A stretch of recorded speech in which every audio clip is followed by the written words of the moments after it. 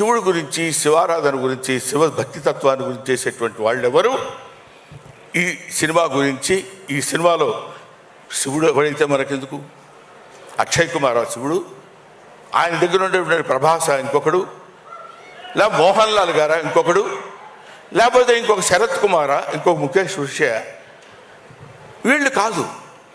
ఆ కథలో ఈ పాత్రను ప్రవేశపెట్టాలనేటువంటి ఆలోచన మంచు విష్ణు లాంటి, మంచు మోహన్ బాబు లాంటి ప్రొడ్యూసర్స్ కలగటం, వాళ్ళు అదృష్టం. ఎంతో అదృష్టం చేసుకున్నప్పుడు నాకు తమ్ముడు చెప్పాడు, ఎంతో అదృష్టం చేసుకుంటే తప్ప ఇలాంటి సినిమాలో క్యారెక్టర్స్ దొరకవు. అటువంటి క్యారెక్టర్స్ని ఇందులో పెట్టి డబ్బు సంపాదన అంటారా, ప్రతివాడు సినిమా తీస్తాడు, డబ్బు సంపాదించుకోవాలనుకుంటాడు, ఆ డబ్బు సంపాదనతో చాలా హ్యాపీగా ఉంటాడు. మంచిది.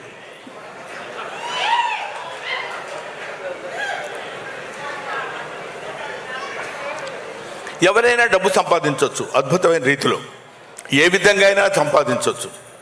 కానీ డబ్బు సంపాదన, ధనార్జన ఒక సక్రమమైన పద్ధతిలో, సరైనటువంటి ఆలోచనలో, సరైనటువంటి పద్ధతిలో సంపాదిస్తే అందులో ఈ భక్తి రసమైనటువంటి ద్వారాన్ని ఎన్నుకుని ఎన్నో అందుకనే చాలామంది ఈ సినిమా ఏంటంటే మొదలుపెట్టిన దగ్గర నుంచి అన్నీ కష్టాలే అన్నాడు ఎవడో.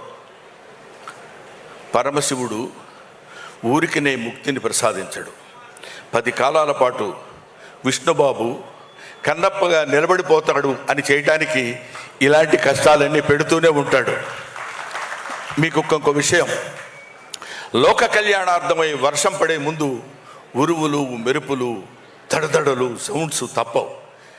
అందుకే ఆయనకి ఇలాంటి, అందులో మోహన్ బాబు గారిది తోలు మామూలుగా మనం లెదర్తో చేసిన గుండె కాదు, అతుంది అదొక స్టీలు. దాన్ని ఎన్నన్నానండి అలా పెట్టి ఊరుకుంటాడు తప్ప కొట్టుకుంటారు, ఆయన్ని కొట్టుకుంటారో అని చెప్పగలిగినటువంటి చావున్నటువంటి వ్యక్తి. దానికి తోడు మోహన్ బాబు గారు ఇన్ని సంవత్సరాల శివపూజ ఫలితంగా తన కుమారుడైనటువంటి విష్ణుబాబుతోటి కన్నప్ప సినిమా తీయాలనుకోవడం ఒక అద్భుతమైనటువంటి ఆలోచన. అది ఆయనకు కలిగిందని ఆయన అనుకుంటాడు, నేను అద్భుతమైన నటన ప్రదర్శించానని విష్ణుబాబు అనుకోవచ్చు, ఇందులో నటించిన వాళ్ళు అనుకోవచ్చు. ఇదంతా ఈశ్వరేచ్ఛ అనేది మాత్రం మనం తెలుసుకోవాలి. ఆయన చేసినటువంటి డిజైన్లో మనందరం చిన్న చిన్న పావులు మాత్రమే, మనం చేసి తీరాలి.